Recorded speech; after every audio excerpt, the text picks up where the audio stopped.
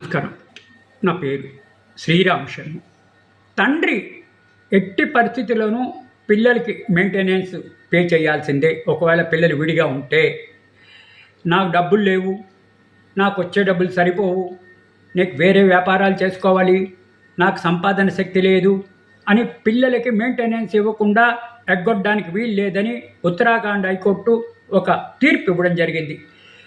Family court ఇచ్చిన తీర్పును సదరు తండ్రి ఉత్తరాఖండ్ హైకోర్టులో అప్పీల్ ఫైల్ చేశాడు. ఫ్యామిలీ కోర్టు తప్పుగా ఇచ్చింది, నన్ను మెయింటెనెన్స్కి డబ్బులు పే చేయమంటుంది, నా దగ్గర అంత లేవు, నా పిల్లలకి అంత నేను పే చేయలేను, నేను వేరే వ్యాపారాలు చేసుకోవాలి, కాబట్టి ఇంత డబ్బు నేను పే చేయలేను అని చెప్పేసి ఉత్తరాఖండ్ హైకోర్టులో అప్పీల్ ఫైల్ చేస్తే అదేది కుదరదు.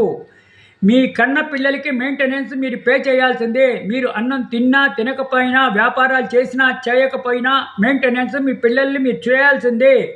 ఎన్ని అప్పులున్నా, ఎన్ని బాధ్యతలున్నా మీ పిల్లల మెయింటెనెన్స్ బాధ్యత మీదే అని చెప్పేసి డిస్మిస్ చేయడం జరిగింది. ఈ తీర్పు ద్వారా మనకు తెలిసేది ఏంటి? కన్న తండ్రి కన్న పిల్లలకి ఎట్టి పరిస్థితుల్లోనూ మెయింటెనెన్స్ చేయాల్సిందే.